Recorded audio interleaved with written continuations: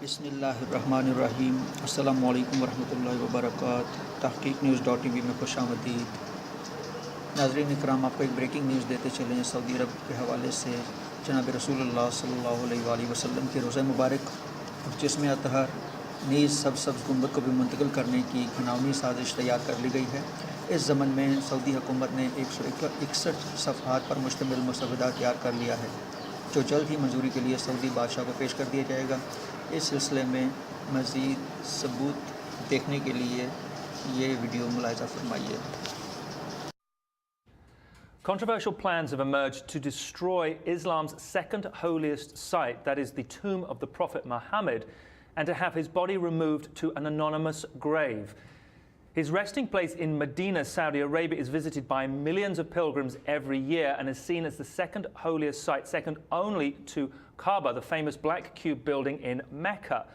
But it has emerged that a Saudi Arabian academic has put forward contentious plans to remove his body on the grounds that worshipping his grave constitutes idolatry, which is banned by the religion.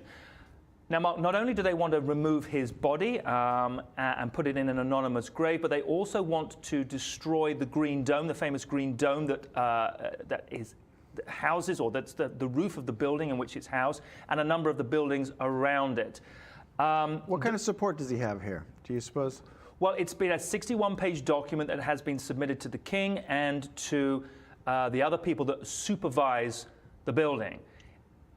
Here's what Dr. Alawi, director of the Islamic Heritage Research Foundation, has to say about it. Quotes, "People visit the chambers, which are the rooms where the Prophet's family lived, and turn towards the burial chamber to pray.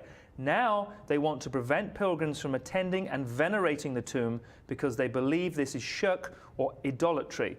But the only way that they can stop people visiting the Prophet is to get him out and into the cemetery." Now, there's no suggestion that this has been approved or that is going to be approved, but it's out there in sort of theological think space, if you like. And this is coming from a particular hardline Sunni aspect or interpretation of the religion, as I said, which is very, very tough on idolatry.